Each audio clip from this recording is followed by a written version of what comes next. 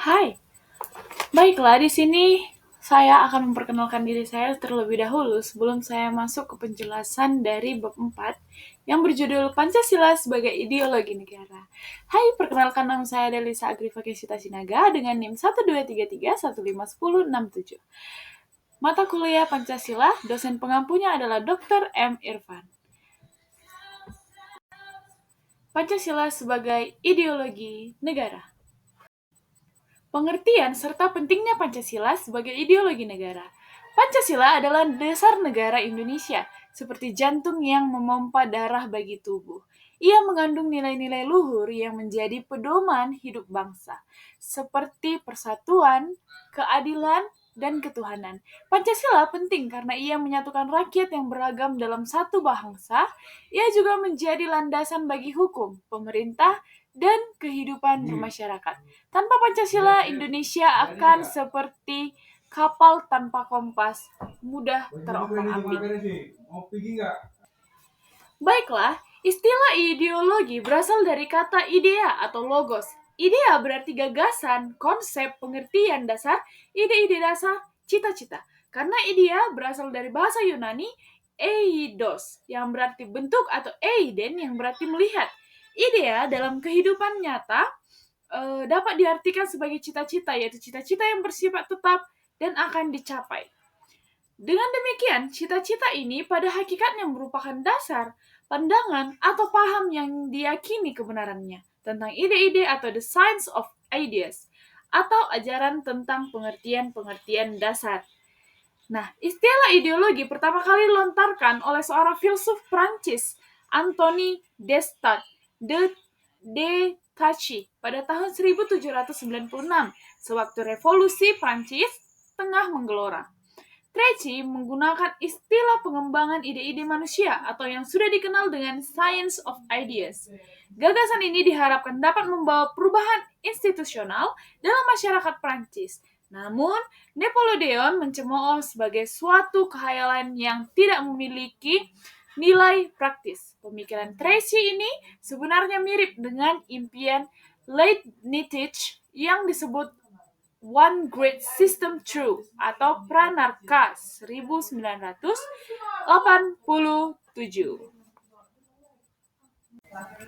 Baik, kita masuk ke karakteristik dan makna ideologi bagi negara. Ideologi adalah seperti jiwa bagi sebuah negara, memberikan arah serta tujuan. Ia memiliki karakteristik yang kuat seperti keyakinan mendalam tentang bagian dari negara atau bagaimana negara itu seharusnya berjalan. Dalam memahami ideologi dan ideologi politik, tidaklah cukup hanya melihat dari sosok pengertiannya, atau hanya berangkat dari definisi-definisi yang telah dikemukakan oleh para ahlinya. Oleh karena itu, meskipun secara elementer, akan dipaparkan beberapa karakteristik ideologi, sehingga upaya memahami sebuah makna suatu ideologi dapat dilakukan lebih mudah. Makna sesuatu ideologi, beberapa karakteristik suatu ideologi antara lain ada 4. Yang pertama, ideologi seringkali muncul dan berkembang dalam situasi krisis. Situasi krisis di mana cara pandang, cara berpikir, dan cara bertindak yang sebelumnya dianggap umum dan wajar dalam suatu masyarakat telah dianggap sebagai sesuatu yang tidak dapat diterima lagi. Yang kedua, ideologi merupakan pola pemikiran yang sistematis. Ideologi pada dasarnya merupakan ide atau gagasan yang dilemparkan atau ditawarkan di tengah-tengah arena perpolitikan. Oleh karena itu, ideologi harus disusun secara sistematis agar dapat diterima oleh warga masyarakat. Maka ideologi biasanya menyajikan penjelasan dan visi mengenai kehidupan yang hendak diwujudkan. Masuk ke yang ketiga, ideologi mempunyai ruang lingkup jangkauan yang luas namun beragam. Dilihat dari dimensi horizontal, ideologi mempunyai ruang lingkup sangat luas, mulai dari penjelasan-penjelasan yang parsial, sifatnya sampai pada gagasan-gagasan atau pandangan-pandangan yang komprehensif.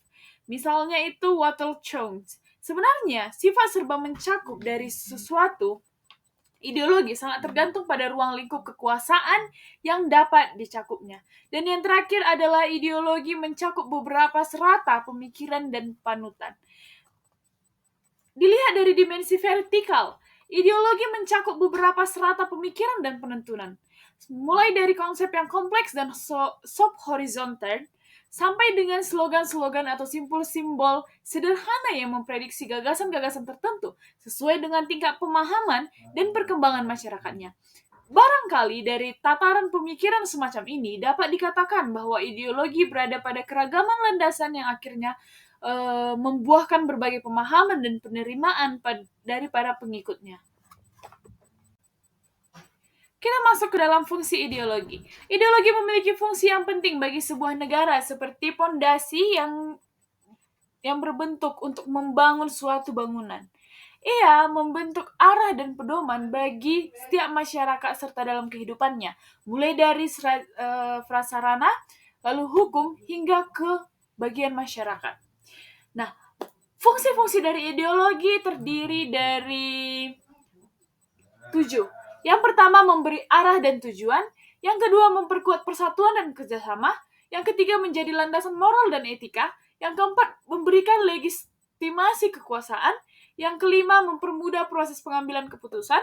Yang keenam, mempermudah penyelesaian konflik. Serta yang terakhir adalah menjamin keberlangsungan hidup suatu negara itu.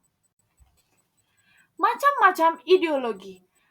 Beragam ideologi menawarkan pandangan berbeda tentang negara dan masyarakat. Liberalisme mendepankan kebebasan individu. Sosialisme menekankan keadilan sosial. Komunisme mengutamakan kepemikiran atau kepemilikan berdasarkan antara fundisme menganut sistem ekstrim. Masing-masing pandangan ini serta solusinya sangat-sangatlah berbeda. Dari macam-macam ideologi terbagi atas 5 ideologi. Yang pertama, ideologi fasisme, di mana menurut Profesor Dr. Wilman S. Bayesian dalam Sukarna 1981 ayat 38, fasisme ialah mengorganisasikan pemerintah dan masyarakat secara totaliter oleh kediktatoranan suatu partai yang berwatak atau bercorak nasionalis, relialis, militeristik, dan imperialis. Selanjutnya, Profesor Dr. Wilman Eberstein dalam Sukarma mengemukakan unsur-unsur ajaran fasisme sebagai berikut. Yang pertama, tidak mempercayai pemikiran atau distrust of the reason. Yang kedua, menyanggah persamaan dasar manusia atau the denial of basic human quality. Yang ketiga, etika tingkah laku didasarkan atas kebohongan dan kekerasan atau code of behavior on liar and violence. Yang keempat, pemerintahan dilakukan oleh golongan elit atau government by elite. Lalu yang kelima, totalitarianisme atau totalitarianism.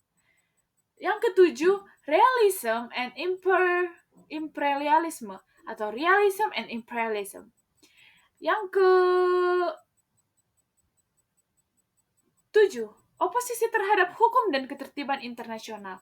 Opposition to international law and order. Baik, masuk yang kedua atau macam-macam ideologi yang kedua, yaitu adalah ideologi komunis. Yang dimaksud dengan ideologi komunis ialah sistem politik sosial ekonomi dan kebudayaan berdasarkan ajaran Marxisme-Leninisme. Sumber pokok doktrin komunis adalah Manifesto Komunis yang tertulis oleh Karl Marx dan F. Engels. Ajaran Lenin merupakan penerapan opsional dan penerapan Leninisme merupakan sumber pokok totalitaris bagi pelaksanaan tujuan negara dan partai komunis yang ada di Indonesia. Nah, dalam wujudnya masyarakat komunis menurut Sosrane Ndogoro pada tahun 1984 digunakan beberapa prinsip pelaksanaan yang merupakan ciri-ciri pokok. Yang pertama, sistem totaliter. Semua bidang kegiatan manusia seperti politik, ekonomi, sosial, agama, budaya, dan pendidikan dinominasi oleh negara. Yang kedua, sistem komunis menolak konsep Kristen, Yahudi, Islam, dan agama-agama lain bahwa manusia itu diciptakan oleh Tuhan. Kepercayaan agama dinilai tidak ilmiah dan Tuhan sebenarnya tidak ada. Masuk ke Semua masalah dan bentuk penyelesaiannya disederhanakan dan dipersempit sesuai dengan prinsip tunggal, yaitu kelas. Masuk yang berikutnya, sistem komunis merupakan sistem pemerintahan ketidaktoran, polarian, demokrasi, karena mayoritas rakyat atau proletariatnya berpartisipasi secara aktif dalam politik atau memperoleh sesuatu kebebasan. Yang bagian kedua, sistem pemerintahan kediktatoranan suatu partai. Yang pertama, sistem komunis hanya mengenal satu partai, yaitu Partai Komunis. Yang kedua, sistem komunis tidak mengenal adanya kelompok-kelompok kecuali kelompok yang mendukung pemerintahan. Yang ketiga, propaganda dan kekerasan digunakan untuk mencapai tujuan. Yang keempat, mass media dikuasai oleh pemerintah. Dan yang terakhir, sistem pemerintahan komunis adalah kediktatoranan suatu partai, yaitu semua organ pemerintahan mulai dari eksekutif, administratif, legislatif, dan yudikatif berfungsi untuk kepentingan pemerintah yang telah dirumuskan oleh Partai Komunis. Lalu yang ketiga, sistem ekonomi negara. Kegiatan ekonomi ditentukan dari yang dikuasainya suatu negara. Negara menghapus hak-hak perseorangan atas alat-alat produksi dan ekonomi pasar. Jadi pemerintah yang memegang kendali. Yang kedua, ekonomi komunis adalah ekonomi pemerintahan yang bersifat totaliter dan putusan-putusan ekonomi yang dibuat oleh negara. Yang ketiga, semua harta kekayaan seperti tanah, kekayaan mineral, air, hutan, pabrik, tambang, transportasi, bank komunikasi, perusahaan pertanian, rumah-rumah kediaman, dan lain-lain sebagainya merupakan milik negara. Dan yang terakhir, warga negara individu merupakan alat untuk mencari tujuan negara. Yang keempat, sistem sentralisme demokratis. Yang pertama, negara yang demokratis adalah negara yang mencampuri masalah-masalah ekonomi sosial supaya menggantungkan rakyat. Yang kedua, formulasi Lenin terhadap konsep sentralisme demokratis, pernyataan bahwa pemimpin-pemimpin dipilih oleh rakyat. Suatu usaha menentang keputusan-keputusan pemimpin dipandang sebagai pengkhianatan. Dan yang terakhir adalah Brezhnev, menamakannya stalinisme demokratif sebagai pendapat bebas dalam memutuskan persoalan-persoalan yang didisiplinkan oleh besi setelah keputusannya diambil. Kita masuk ke bagian C, yaitu macam-macam ideologi, yang dimana bagiannya adalah ideologi liberal. Secara etimologis, liberal berasal dari kata liber, bahasa Latin yang berarti free. Selanjutnya, liberal berarti tidak dibatasi atau tidak terikat oleh ajaran-ajaran yang telah ada di dalam filsafat politik atau agama, serta atau bebas dalam pendapat. Liberalisme menurut Husserl and Stuyvesant bersumber pada politik kepada teori John Locke yang mengemukakan bahwa manusia itu diberi oleh alam hak-hak tertentu. Hak-hak ini harus dijamin oleh suatu konstitusi dan dilindungi oleh pemerintahan. Pemerintah harus memakai sistem perwakilan, jadi harus demokratis. Mengingat, bila mana rakyat tidak ikut serta dalam pemerintahan atau tuntutan secara kekuasaan politik, maka mungkin membawa kepada suatu kediktatoran atau tirani atau dalam bentuk yang lainnya. Masuk ke yang berikutnya adalah ideologi Islam. Ideologi adalah suatu sistem politik, sosial, ekonomi, dan kebudayaan berdasarkan kepada hasil pemikiran manusia itu sendiri. Maka dapat dikatakan bahwa Islam itu bukan ideologi karena agama Islam berasal dari Al-Quran, yakni wahyu Allah. Hanya dapat dikatakan bahwa dalam Islam terkandung adanya unsur-unsur ideologi yang dijadikan sebuah bahan dalam ideologi. Pokok-pokok ideologi dalam Islam menurut Sukarta. Yang pertama, percaya kepada hanya satu Tuhan. Yang kedua, persatuan dan kesatuan. Ketiga, musyawarah dan mufakat. Keempat, memegang persamaan dasar manusia. Kelima, etika tingkah laku berdasarkan asas dan kerjasama. Serta yang terakhir, memegang serta menegakkan sebuah keadilan. Baik, yang terakhir kita masuk ke ideologi Pancasila. Dari macam-macam ideologi, itu adalah ideologi Pancasila. Pancasila sebagai dasar negara dan pemahaman hidup sekaligus juga sebagai ideologi negara. Sebagai ideologi negara berarti bahwa Pancasila merupakan gagasan dasar yang dikenalkan dengan kehidupan negara. Sebagaimana setiap ideologi memiliki konsep mengenai wujud masyarakat yang dicita-citakan, begitu juga dengan ideologi Pancasila. Masyarakat yang dicita-citakan dalam ideologi Pancasila ialah masyarakat yang dijiwai dan mencerminkan nilai-nilai dasar yang terkandung dalam sebuah Pancasila, yaitu menjunjung tinggi nilai-nilai kemanusiaan, masyarakat yang bersatu dalam suatu perbedaan, kedaulatan rakyat dan mengutamakan musyawarah, serta masyarakat yang berkeadilan sosial. Hal ini berarti bahwa Pancasila bukan hanya suatu yang bersifat statis, melandaskan berdirinya negara Indonesia. Akan tetapi, Pancasila juga membawakan gambaran mengenai wujud masyarakat tertentu yang diinginkan, serta prinsip-prinsip dasar yang harus diperjuangkan untuk perwujudannya. Masuk ke perbandingan ideologi Pancasila dengan paham ideologi besar lainnya di dunia. Pancasila sebagai ideologi bangsa Indonesia berdiri tegak di tengah-tengah hiruk-pikuk ideologi dunia. Berbeda dengan liberalisme yang mengutamakan kebebasan individu, ideologi lebih menekankan pada pegangan antar individu dan masyarakat. Ia juga tidak keras yang tidak sekeras sesuatu yang mencita-citakan perwujudan bersama, tetapi lebih menerapkan keadilan sosial serta ekonomi. Pancasila juga tidak sefonatik, fanisme yang mengangguk-anggukkan nasionalisme, melainkan menekankan persatuan dan kebersamaan dalam keberagaman Pancasila. Pancasila sebagai sebuah jalan tengah menyerap nilai-nilai positif dan berbagai ideologi, tetapi tetap menjunjung tinggi nilai-nilai luhur bangsa Indonesia. Perbandingannya dapat diwujudkan dalam tabel perbandingan ideologi Pancasila dengan pemahaman ideologi yang besar lainnya di dunia. Nah, ini dia ideologi serta aspek. Masuk ke liberalisme, komunisme, dan sosialisme serta Pancasila. Nah, ini perbedaan antara Pancasila, ideologi Pancasila dengan pemahaman ideologi besar lainnya yang ada di dunia.